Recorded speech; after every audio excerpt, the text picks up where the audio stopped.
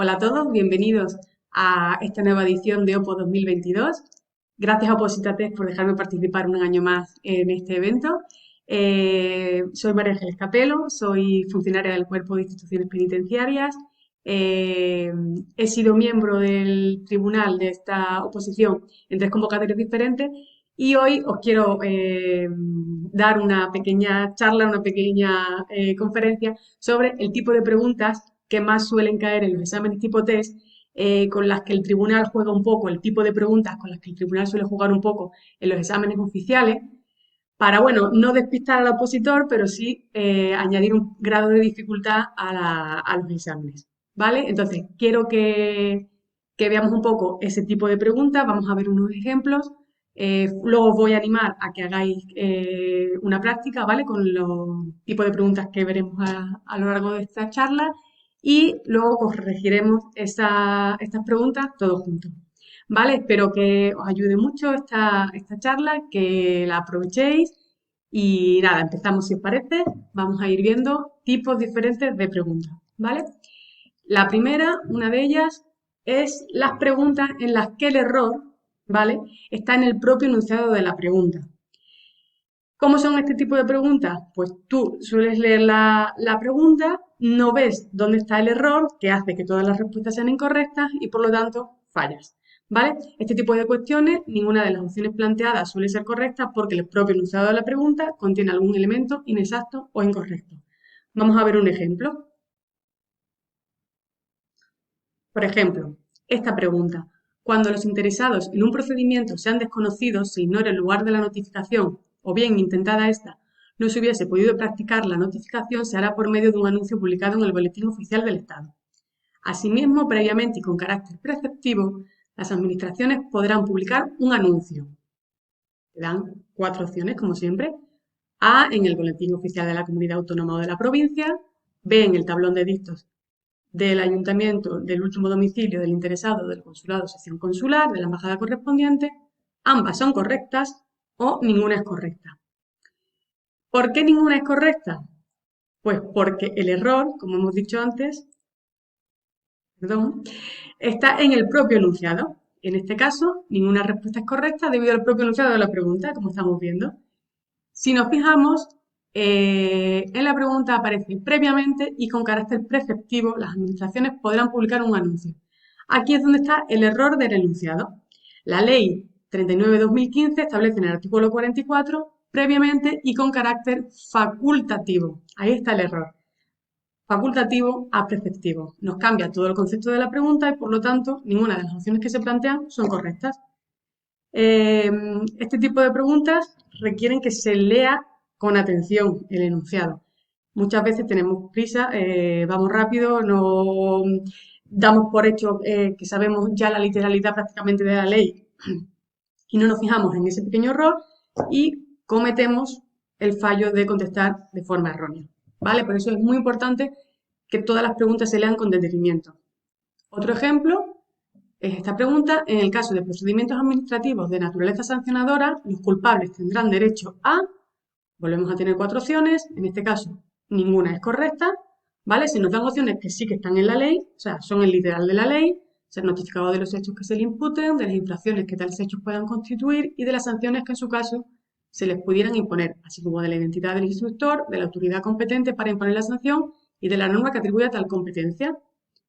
La B, presunción de no existencia de responsabilidad administrativa. C, obtener información y orientación acerca de los requisitos jurídicos o técnicos que las disposiciones vigentes y pongan a los proyectos, actuaciones, solicitudes que se propongan realizar o ninguna es correcta.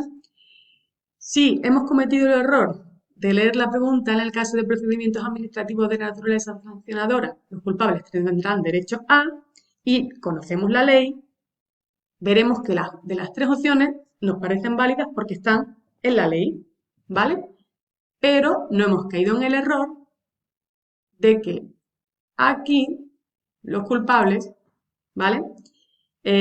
No se corresponde con lo previsto en la ley, ¿vale? Aquí damos la explicación, en este caso ninguna respuesta cierta por la redacción de la pregunta. En el caso de procedimientos administrativos de naturaleza sancionadora, los culpables tendrán derecho a, ¿vale? Me reitero, ahí es donde está el error, La ley indica los presuntos responsables, no los culpables, ¿vale? Entonces ahí tenemos una pregunta que ya el inicio de inicio está mal y nosotros tenemos que advertir ese error y contestar que ninguna respuesta es correcta. Tenemos otro ejemplo, ¿vale? De este tipo de preguntas. ¿Qué recurso podrá interponer el interno contra la resolución motivada de la Junta de Tratamiento que limite su derecho a disponer de libros, periódicos y revistas de libre circulación en el exterior? Es una pregunta del reglamento penitenciario, ¿vale? Volvemos a lo mismo, ninguno de los anteriores, ¿vale? ¿Y por qué ninguno de los anteriores? Porque el artículo 128.1 del reglamento penitenciario indica que el interno podrá acudir en queja ante el juez de vigilancia penitenciaria, pero esta queja no es lo mismo que un recurso de queja, ¿vale? ¿Qué es lo que se nos pregunta? ¿Qué recurso podrá interponer el interno? En este caso, no podrá interponer ningún recurso porque no se refleja en el reglamento, es una queja, no un recurso, ¿vale?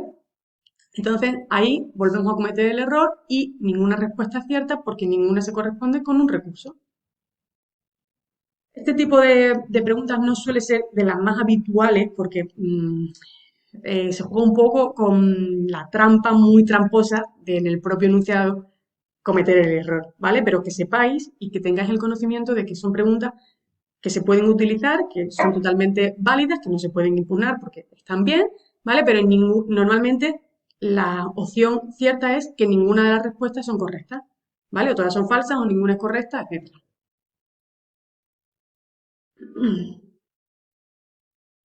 Pasamos a otro ejemplo de tipo de preguntas que podéis encontraros en los exámenes tipo test. En este caso son preguntas en las que se solicita la respuesta incorrecta o se formulan en negativo. Estas imagino que estáis muy habituados a hacerlas, ¿vale? Son preguntas que suelen ser muy habituales, tanto en exámenes oficiales como en exámenes de academia. En Oposítate veis mucho de este estilo, ¿vale? Porque suelen ser, tanto para el opositor, son interesantes, porque requieren una especial atención, requieren una lectura pausada, tanto del enunciado como de las posibles respuestas, sobre todo del enunciado, y de saber que están preguntando por la incorrecta, por la falsa, señálenla, no, lo que no se corresponde con la ley, etc. Hay muchas formas de realizar este tipo de cuestiones, ¿vale? Requiere una capacidad de concentración mayor que en otro tipo de preguntas. Son preguntas tendentes al fallo, como ponemos aquí en la diapositiva, por el simple hecho de no observar que se está pidiendo lo contrario a lo habitual, que normalmente señala la correcta, que es señalar lo no previsto en la norma, ¿vale? La opción incorrecta. En estos casos, una de las técnicas para responder, uno de los consejos que os doy, es que descartéis las opciones que sabéis que son ciertas. Cuando se os pregunta por qué señaléis la incorrecta, yo suelo hacerlo, siempre ha ido bien, señaláis las que sabéis que son ciertas y si descartáis, pues ahí tenéis la incorrecta o la que no es, se corresponde con la ley o la que no es una competencia de tal órgano, etc. Bueno, vamos a ver ejemplos como hemos visto en la anterior. Por ejemplo, no es correcto, en virtud de lo establecido para la tramitación de las quejas en la Ley Orgánica 3/1981 de 6 de abril del Defensor del Pueblo, ¿vale? Ya aquí os está iniciando la pregunta en negativo. No es correcto, ¿vale? Importante, muy importante, leer bien la pregunta y saber qué nos están preguntando. En este caso, no es correcto, pues yo me voy a ir a la que sea falsa, a la que no es correcta, a la que no está incluida aquí en esta ley orgánica. Y en este caso, entre las cuatro opciones, descartando que esta es correcta, que la C es correcta y que la D es correcta, solo se acusará recibo de las quejas que se admitan a trámite, es la única que no es correcta, ¿vale? Si nos vemos aquí, vemos la justificación, se solicita conocer la respuesta incorrecta, por lo que es necesario conocer cuáles son verdaderas, ¿vale? Es lógico. Y en este caso, la ley orgánica del Defensor del Pueblo nos indica en el 15.2, todas las actuaciones del Defensor del Pueblo son gratuitas para el interesado, que la vemos aquí en la C, ¿vale? De toda queja se acusará recibo, lo señalamos aquí, y aquí, por ejemplo, en la que no es correcta, solo se acusará recibo de las quejas que se admitan a trámite. Aquí tenemos una respuesta que es incierta, que es incorrecta, ¿vale? Luego este artículo 16, pues ya justifica también tanto la A como la B. Otro ejemplo, Aquí es muy claro, te lo indican al principio de la frase, porque también puede haber ocasiones en que te sueltan toda la retahíla que te están preguntando y al final de la pregunta te ponen entre paréntesis o te ponen señal en la falsa o señal en la incorrecta. Tú que has ido muy rápido porque tienes mucha prisa, has leído toda la pregunta, te la sabes y directamente te vas a las opciones y no te das cuenta de que al final había una coletilla que te ponía que señalaras la incorrecta. ¿Vale? Por eso es muy importante, voy a decirlo a lo largo de toda esta charla, leer con detenimiento, no tengáis prisa en leer el enunciado, porque es básico y crucial para que luego sepáis responder lo que os preguntan de verdad, lo que os quieren preguntar, ¿vale? No deis por hecho cosas por la premura, ¿vale? Con calma, hay tiempo. Y es preferible perder 2 segundos más en leer una pregunta, pero hacerla bien. Vale, como hemos dicho aquí, te lo indica desde el principio, o sea, la lectura es clara, señala la respuesta incorrecta, ya sabemos a lo que vais, ¿vale? ¿A qué tipo de interno se aplicará el régimen abierto restringido? Pues nos vuelven a dar 4 opciones: a los penados clasificados en tercer grado con condiciones personales diversas; B, a los penados cuando existen posibilidades de desempeñar un trabajo en el exterior o lo aconseje su tratamiento penitenciario; C, a los penados clasificados en tercer grado con una peculiar trayectoria delictiva; o D, todas las respuestas son correctas. En este caso se ha de tener en cuenta que la opción a los penados, ¿vale? La que está señalada como la respuesta correcta, que en este caso es la incorrecta, a los penados cuando existen posibilidades de enviar un trabajo en el exterior o lo aconseje su tratamiento penitenciario, es la única respuesta incorrecta porque esta opción no especifica, como si la hacen las opciones A y C, que se trate de penados clasificados en tercer grado de tratamiento, que es uno de los requisitos imprescindibles para que los internos puedan ser clasificados en régimen, bueno, puedan acceder, perdón, al régimen abierto restringido, ¿vale? No todos los penados. Ahí está el fallo, esta respuesta, pues la incorrecta es la B.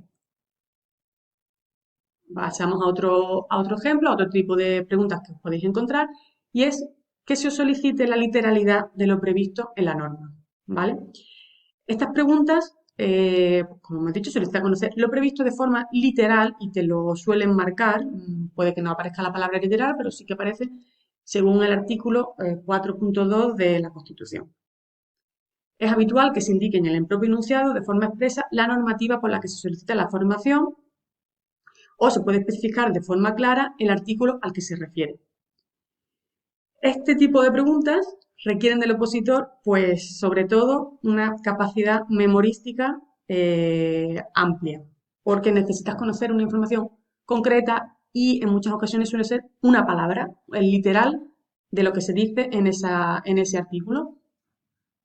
Claro, conocer de todo el temario que tenéis en diferentes oposiciones, puede ser instituciones penitenciarias o la que estéis haciendo, qué dice justo el artículo 5.2, si dice preverá o podrá o si dice interno, recluso, penado, preventivo.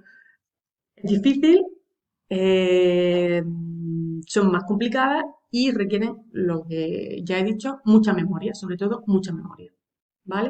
Entonces, bueno, para mí estas son de las más complicadas, de las más feas, por decirlo de alguna forma, porque, bueno, mm, necesitas saberlo. Y si no sabes lo que dice el literal, pues probablemente no aciertes esa pregunta. Vamos a ver ejemplos de nuevo.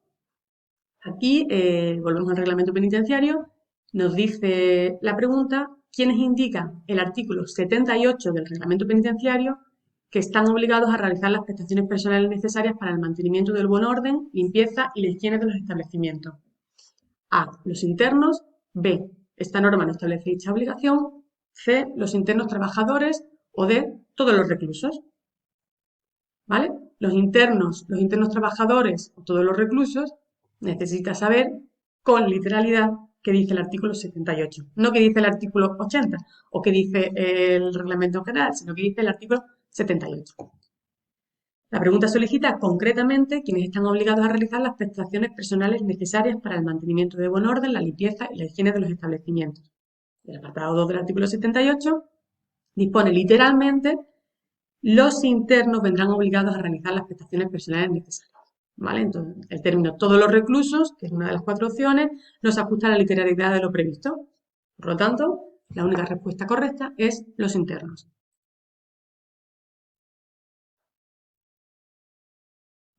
Otra de las posibles tipos de preguntas que podéis encontrar es que os soliciten concretamente una acción de un verbo y la competencia de cada órgano o una institución. En este caso, como os explico aquí, son muchas las preguntas en las que se solicita conocer las competencias o funciones, aquí hay una pequeña rata, pido perdón, de órganos unipersonales o colegiados o de instituciones concretas. Igualmente, es habitual encontrar preguntas en las que se solicita saber de forma específica cuál es la acción propia de cada órgano.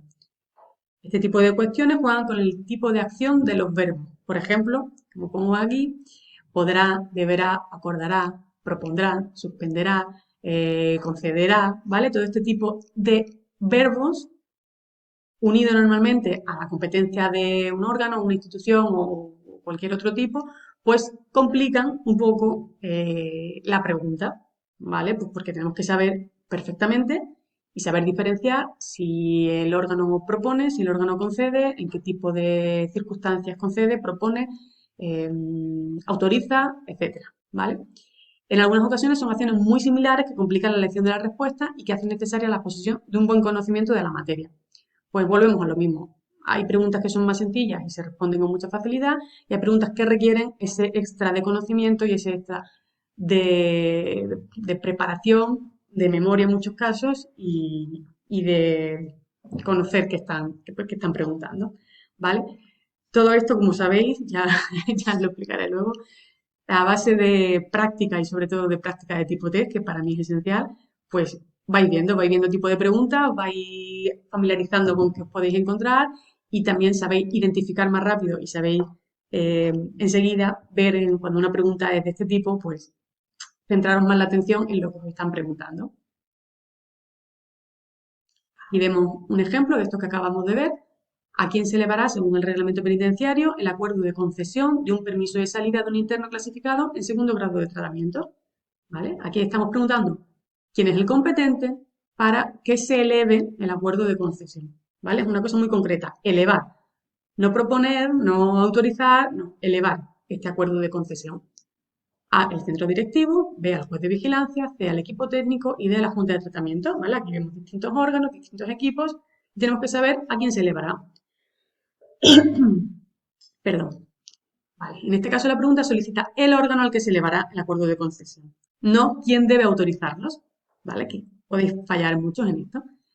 La única respuesta correcta en los casos clasificados en segundo grado, que es lo que se está solicitando, es al juez de vigilancia penitenciaria.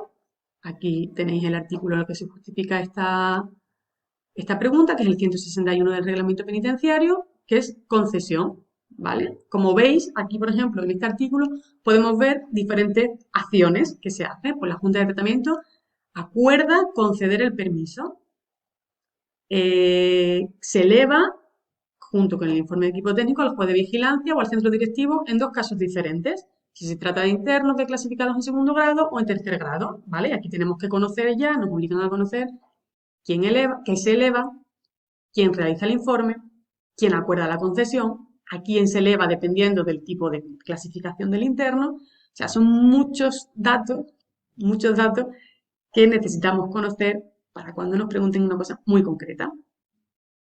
Entonces, bueno, pues aquí podemos ver otro ejemplo, autorizados por el centro directivo, eh, autorización aquí de la autoridad judicial, o sea, son muchas acciones con muchos órganos que fluyen aquí en esta cuestión. ¿Vale? Vamos a ver otro ejemplo de esta acción del verbo y competencia de cada órgano. ¿Qué acción realizará la Junta de Tratamiento con el acuerdo de concesión del permiso de salida solicitado por un interno clasificado en segundo grado de tratamiento según lo establecido en el reglamento penitenciario? ¿Vale? Pues lo mismo. Lo elevará junto con el informe del equipo técnico al juez de vigilancia. Lo elevará junto con el informe del equipo técnico al centro directivo. Lo pondrá en conocimiento, ¿vale? Aquí jugamos con las diferencias del verbo junto con el informe del equipo técnico a este órgano. Aquí lo pondrá en conocimiento junto tal a otro órgano. Pues necesitamos conocer quién lo eleva, junto a qué informe y a quién. ¿Vale? O sea, nos piden tres cosas diferentes. Se vuelve a justificar esta pregunta con el mismo artículo como hemos visto en el caso anterior. Y bueno, pues nada, que sepáis que son preguntas muy habituales, que se utilizan bastante y pues que necesitáis saber y diferenciar y no confundiros qué acción tiene la competencia cada órgano o cuál es la función de cada caso concreto, ¿vale? Otra de las preguntas que también son más comunes son las relativas a plazos y fechas. Estoy convencida que esta es la que más miedo le podéis tener porque son muy habituales, tanto en, ya os digo, en preguntas de exámenes oficiales como en multitud de plataformas. Aquí en opositores son muy habituales, que yo he sido usuaria mucho tiempo. Y bueno, pues lo mismo, conocer plazos, con conocer plazos y no confundirlo con, con lo que se suele utilizar más a menudo por parte de quien realiza la pregunta. ¿Vale? Las preguntas relativas a plazos y fechas son una de las más comunes en los exámenes oficiales. Perdón. Estas preguntas requieren conocer con exactitud múltiples procedimientos y los plazos regulados en cada uno de ellos en las diferentes normativas. Pueden ser plazos por días, por meses, por horas, una duración total de un procedimiento, bueno, tenéis multitud de opciones. Y en este tipo de cuestiones, como os pongo aquí, hay que tener especial atención en el tipo de pregunta y en las opciones planteadas, porque uno de los errores más comunes es confundir, por ejemplo, la duración de un mes con 30 días, que no es lo mismo, ¿vale? Y, por ejemplo, hay que saber diferenciar también entre posibles opciones como si os solicitan cuál es la duración de X procedimiento y os ponen superior a 2 meses, hasta 2 meses, 2 meses, complicado, o sea, memorizar y saber si es 2 meses justo este procedimiento, en el otro puede ser hasta 2 meses y en el siguiente artículo puede ser el siguiente procedimiento superior a 2 meses, pues nos dificulta el estudio. Nos dificulta el estudio y hace que necesitemos más conocimiento. Os animo, sobre todo en este tipo de preguntas, a que o lo hagáis previamente o lo vayáis haciendo conforme realizáis práctica con exámenes, con preguntas, que vayáis haciendo esquemas, fichas o árboles o la herramienta que vosotros utilicéis para señalar los plazos, ¿vale? Que tengáis tablas, que tengáis esquemas sobre plazos, porque suelen ser muy habituales, muy habituales.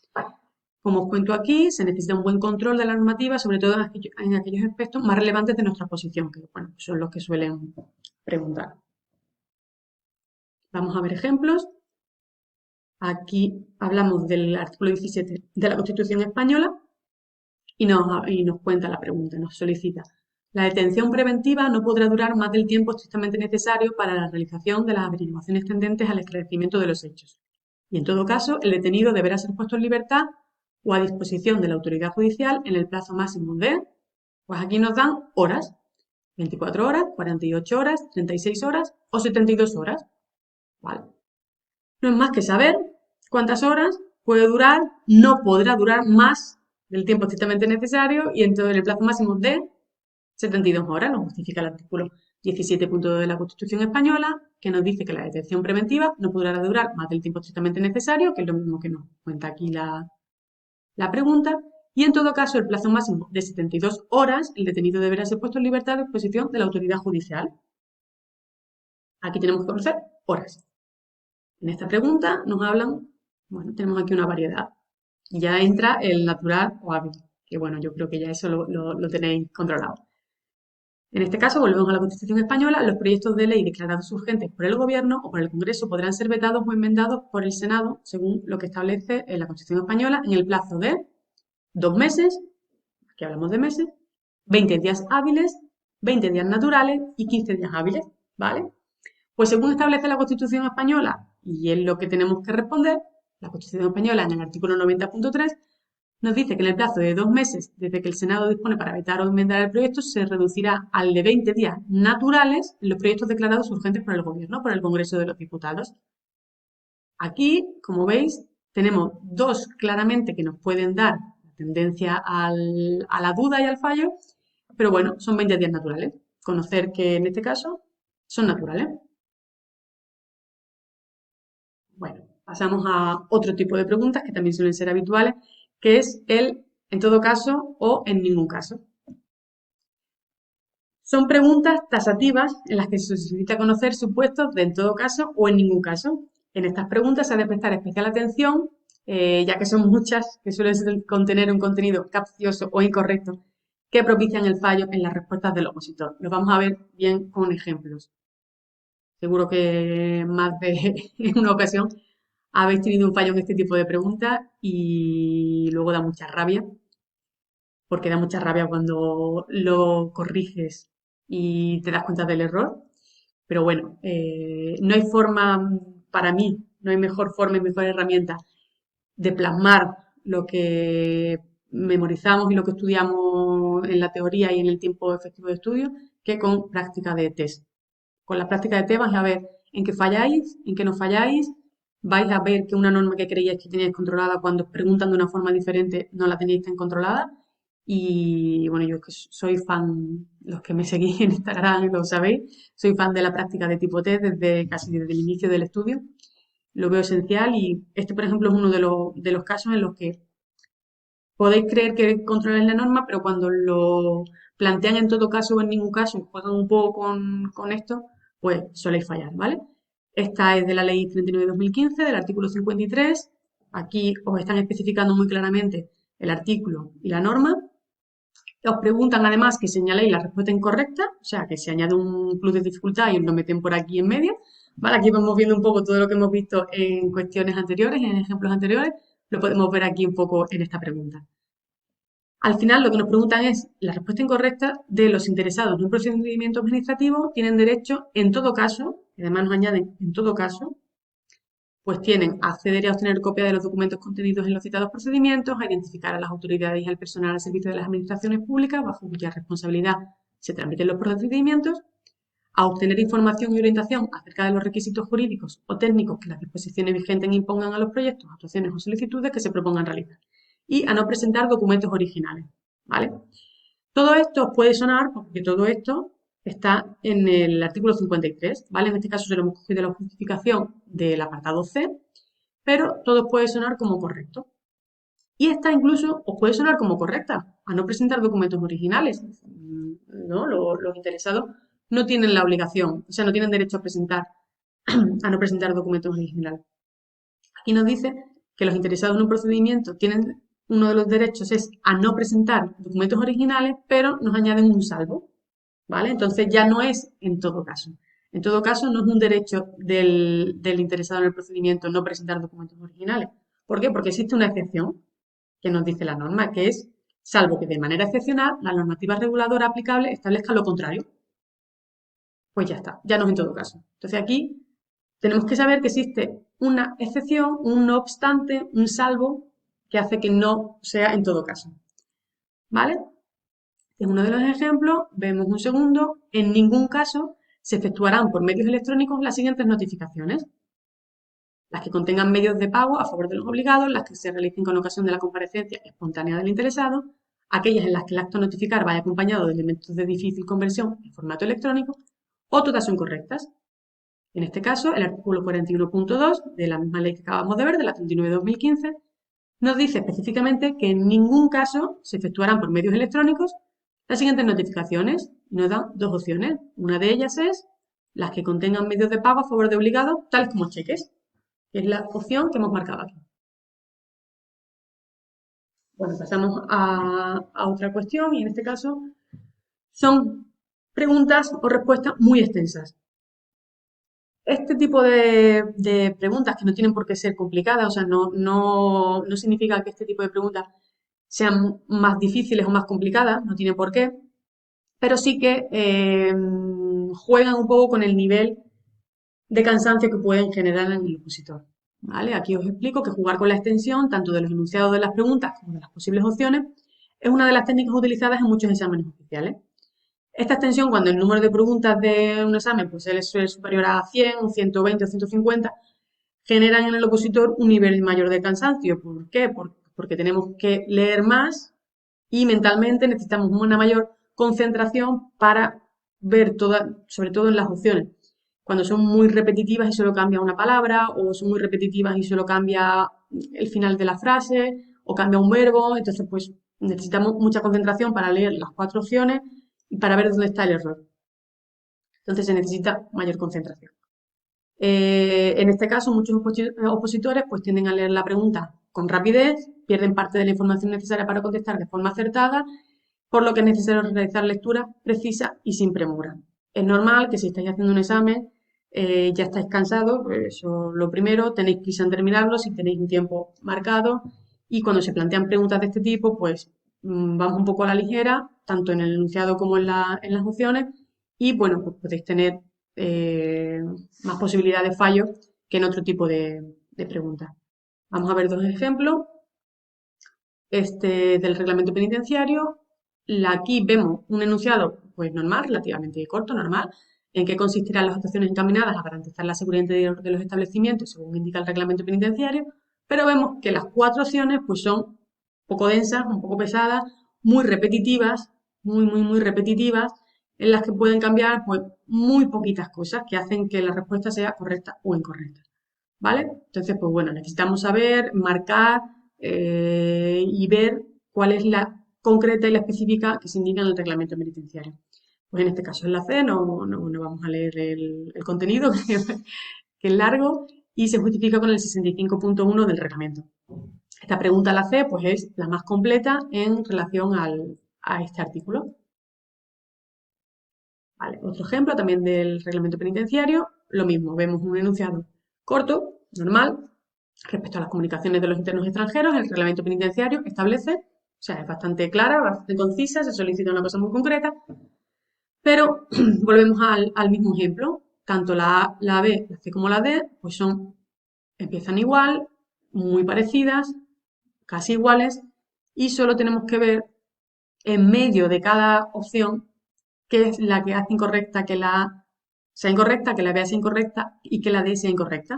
¿Vale? Entonces, pues, concentración, calma, no tengáis prisa en contestarla, no tengáis prisa en leer y podéis tener la posibilidad de tener una respuesta correcta. ¿Vale? Vamos a ver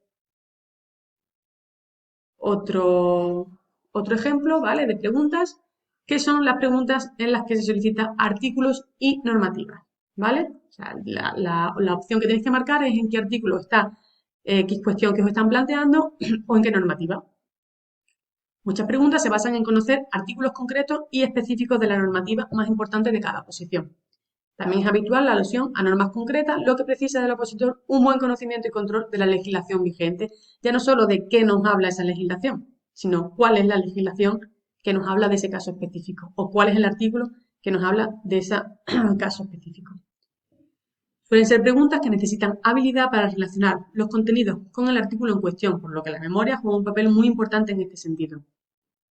Eh, Estas preguntas no aportan nada realmente a tu conocimiento, para mí, en mi opinión, no aportan nada, porque no, en muchas ocasiones, si es una norma muy específica, muy concreta y muy importante en tu posición, pues sí que es necesario conocerla. Lógicamente, en instituciones penitenciarias, pues necesitamos conocer cuál es la ley orgánica, cuál es el reglamento penitenciario y un par de reales decretos que se utilizan muy a menudo, ¿vale?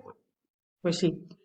Pero a lo mejor artículos, pues los veo un poco que no aporta mucho, pero que podéis encontrar perfectamente en los exámenes. Entonces, bueno, yo recomiendo que lo que he dicho, de las leyes más importantes o de los artículos más específicos o que más utilidad tienen en vuestra posición, pues sí que tengáis un poco más de, prestéis más atención en cuál es el artículo concreto que dice eso y bueno, pues por si os cae alguna. Vamos a ver tres ejemplos así rápido, porque estas preguntas suelen ser muy cortas de contestar, o sea, en el sentido de que las opciones son cortas. En este caso, en qué artículo de la Constitución española se establece el orden de regular la sucesión al trono, pues conocer en qué artículo se regula la sucesión al trono, en el 57, en el 56, en el 55 o en el 62. Pues en este caso en el 57. ¿En qué artículo de la Ley 19/2013, que es la de transparencia, aparecen reguladas las causas de inadmisión de las solicitudes de acceso a la información pública? 17, 19, 18 o 16. Lo que os digo, son artículos que van prácticamente seguidos, 16, 17, 18 y 19, pues conocer que las causas de inadmisión es el 18. Ya, sin más. O sea, tenéis que saberlo. Ya está. Y, perdón que me paso, ¿en qué ley se regulan los requisitos de validez y eficacia de los actos administrativos? Aquí nos preguntan en medio de un artículo en qué norma se regula. Pues en la Ley 39 de 2015, en la 40 de 2015, en la 30 de 1992, que ya sabéis que ya está derogada, o en la 19 de 2013 de actos y resoluciones administrativas. Bueno, esta la veo relativamente sencilla, pero bueno, tenéis que conocer la norma. Vale, entonces, bueno, pues estos son uno de los ejemplos, un poco de tipo de preguntas que podéis encontrar en exámenes. Ya os digo que cuanto más práctica tengáis, más exámenes realicéis, más preguntas hagáis, más vais a tener esta herramienta y más vais a conocer qué tipo de preguntas son, dónde podéis encontrar el error, cómo no caer en el fallo, no caer en la trampa. Y bueno, tendréis esta herramienta que yo creo que os puede ayudar. Y ahora os quiero animar a que hagáis una práctica que vais a encontrar en esta charla, en recursos creo que se llaman, luego si no os lo dejo por aquí. Eh, es una práctica con preguntas de la Constitución española, ¿vale? Que encontráis en la plataforma de Oposite Test. Os animo a que la hagáis para ver un poco estos ejemplos que hemos visto y ahora la corregimos juntos, ¿vale? Bueno, nos vemos en un momentito. Bueno, ahora vais a tener un tiempo para hacer esta práctica real con preguntas trampa, ¿vale? Que podéis encontrar en los recursos dentro de esta charla. Os animo a que lo hagáis, a que pongáis en práctica todo lo que hemos hablado ahora y nos vemos enseguida para hacer la corrección todos juntos.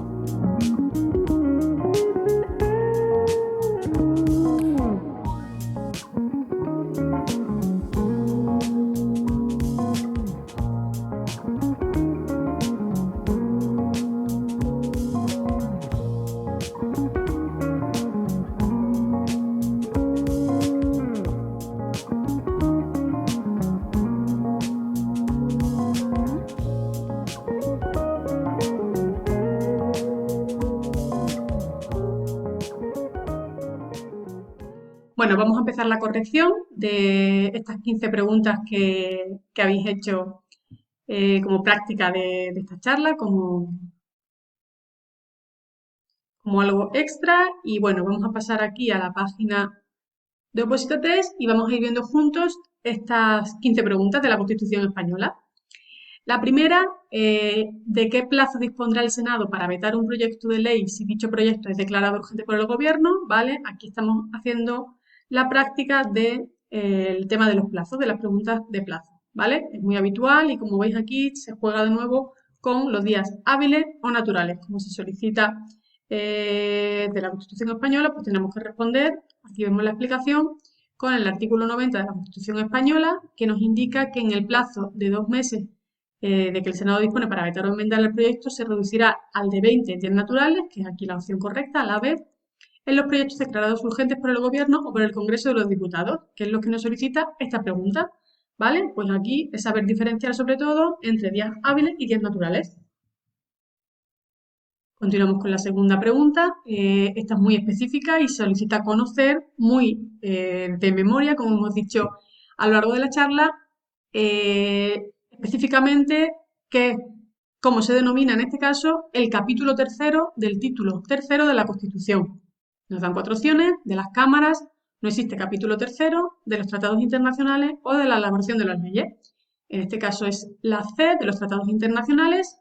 Aquí vemos la justificación. El capítulo tercero del título 3 de la Constitución española se denomina de los tratados internacionales. Mucha memoria y mucha literalidad, ¿vale? Nos están solicitando en este caso, en estas preguntas que hemos puesto para la práctica. La tercera pregunta, señale cuál de los siguientes principios no se aplicarán a los bienes de dominio público y a los comunales. Aquí en este caso nos estamos yendo al error, no se aplicarán, ¿vale?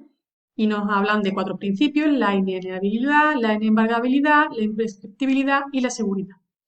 Si nos vamos al artículo 132.1 de la Constitución, vemos que los principios, la ley regulará el régimen jurídico de los bienes de dominio público y de los comunales, que es, como vemos aquí, lo que nos están pidiendo en la pregunta, inspirándose en los principios de inalienabilidad, imprescriptibilidad e inembargabilidad, que como veis son las opciones A, B y C, pero no está el de seguridad.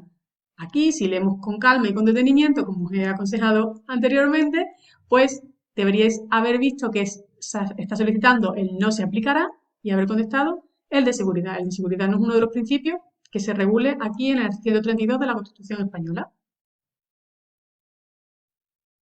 Vale, esta pregunta pues es otro ejemplo de lo que hemos hablado anteriormente, en el que se solicita conocer de una forma muy concreta en qué artículo de la norma, en este caso de la Constitución, está algo que nos están preguntando. Esta pregunta, ¿qué artículo de la Constitución mantiene que los partidos políticos expresan el pluralismo político?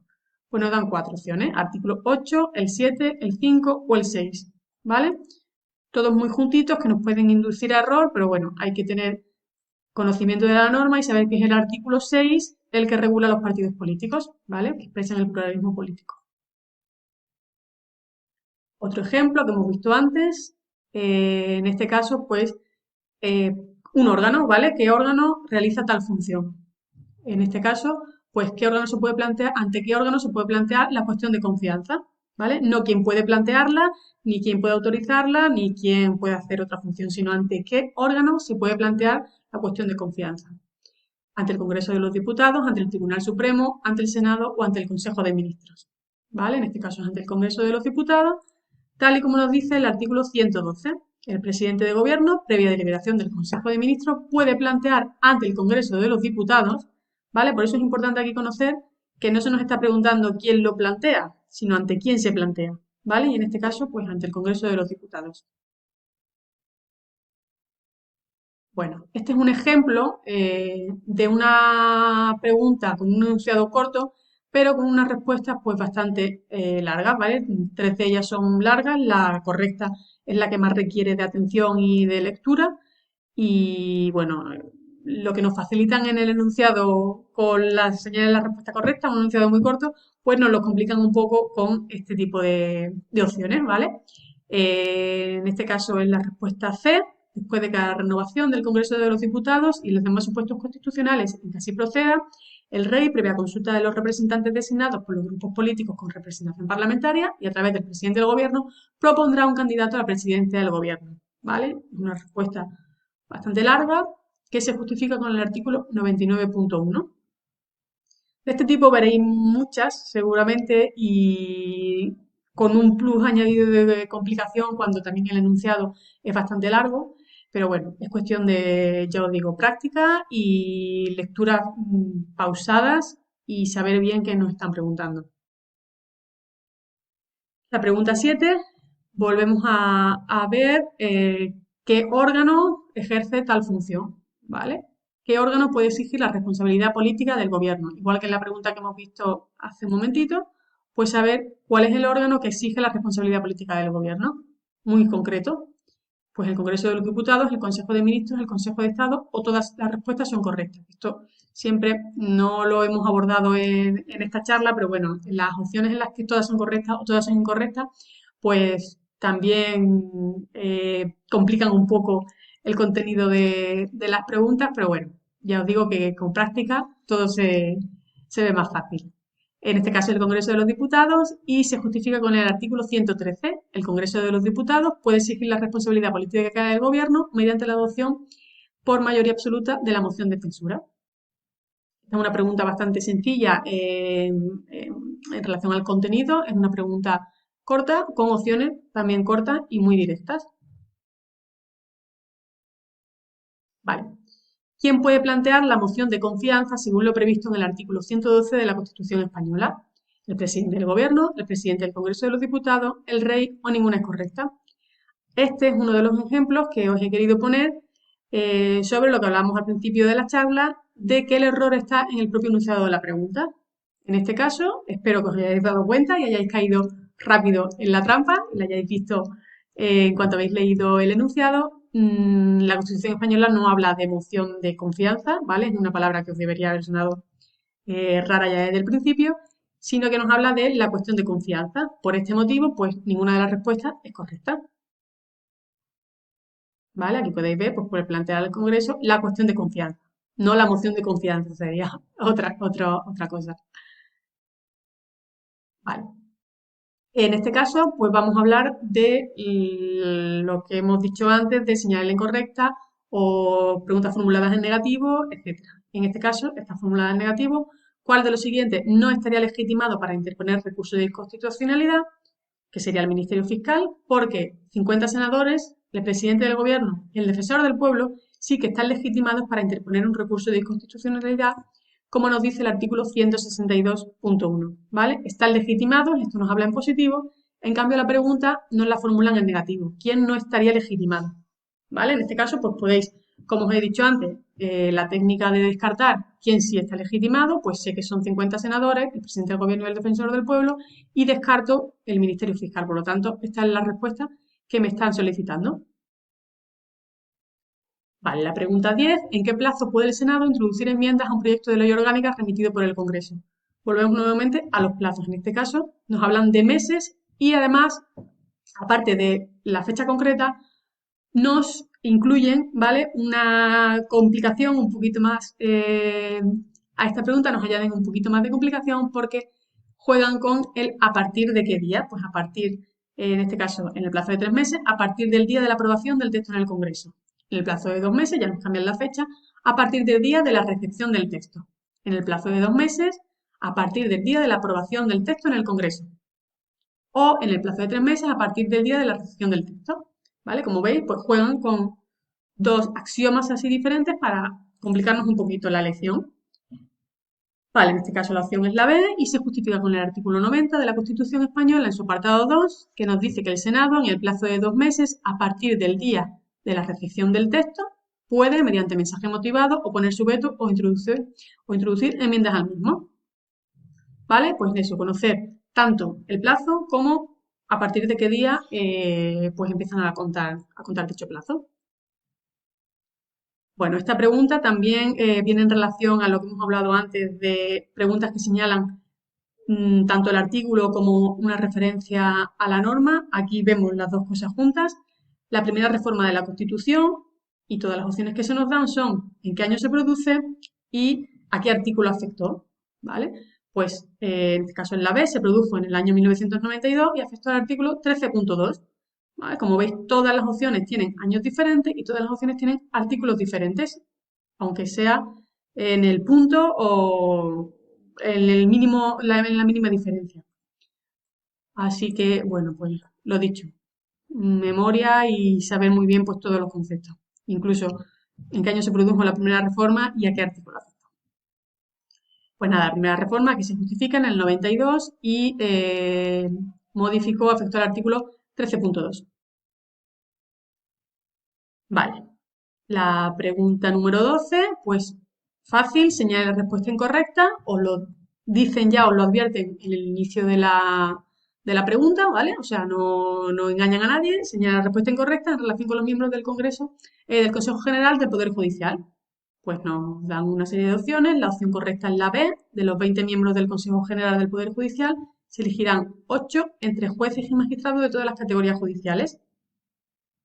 Esto es falso, ¿vale? Aquí se justifica en el 122.3 de la Constitución y el resto de opciones son correctas y vienen aquí reguladas. Por lo tanto, opciones o saber que esta es falsa porque la sabéis desde el primer momento que la leéis o descartáis las que sabéis que son verdaderas hasta obtener la que es incorrecta.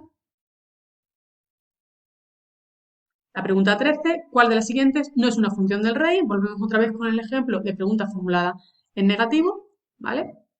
Pues no es función, en este caso, no es una función del rey declarar el estado de excepción. El resto de funciones, convocar un referéndum, convocar elecciones, o todas las respuestas son actos que realiza el rey, pues corresponden, bueno, en este caso la B y la C corresponden y la D pues queda un poco englobada por si te puedes confundir un poco más.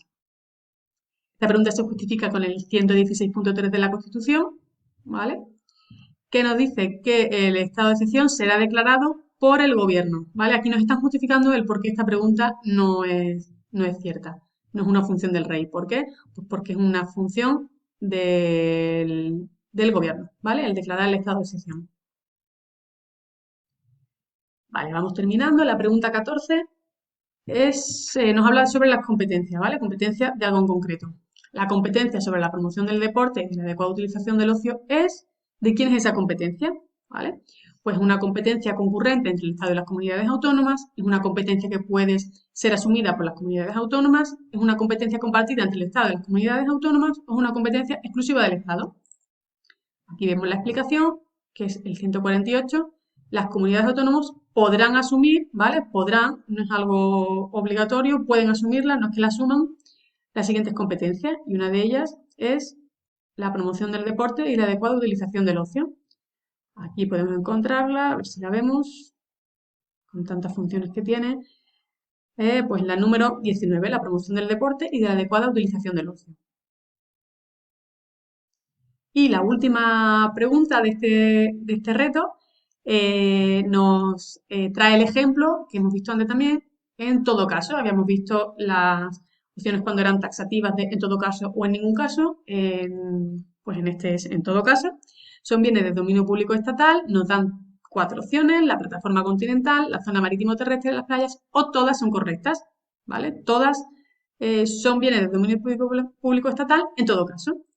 Vamos a ver la explicación y aquí vemos que el artículo 132.2 nos dice que son bienes de dominio público estatal los que determina la ley. Y en todo caso, o sea, esto es siempre, en todo caso, la zona marítimo-terrestre que encontramos en la opción B, las playas que la encontramos en la opción C, el mar territorial, los recursos naturales de la zona económica y la plataforma continental, que es la opción A. Por lo tanto, todas las respuestas son correctas. Y hasta aquí el reto para que vayáis practicando con preguntas reales. Espero que os haya salido muy bien, espero que hayáis acertado las 15 y si no lo habéis acertado seguro que os sirve para ver en qué habéis fallado, incluso habiendo previamente visto esta charla. Y nada, os animo siempre a que practiquéis exámenes. En Oposites tenéis muchísimos recursos, muchísimos y son preguntas de calidad, ya lo sabéis lo que conocéis esta plataforma. Así que os animo a seguir practicando, a que podáis poner en práctica todo esto que hemos visto, que son las preguntas, bueno, un poco trampa o más habituales o que suelen generar en el opositor un poco más de confusión y nada, que tengáis todas las herramientas para contestar de forma correcta a casi todas y, y mucha suerte en la posición a la que estéis preparando y nada, gracias de nuevo a Positates por poder estar aquí con vosotros este año y nada, espero veros el año que viene y nada, mucha suerte y a practicar y a seguir haciendo test.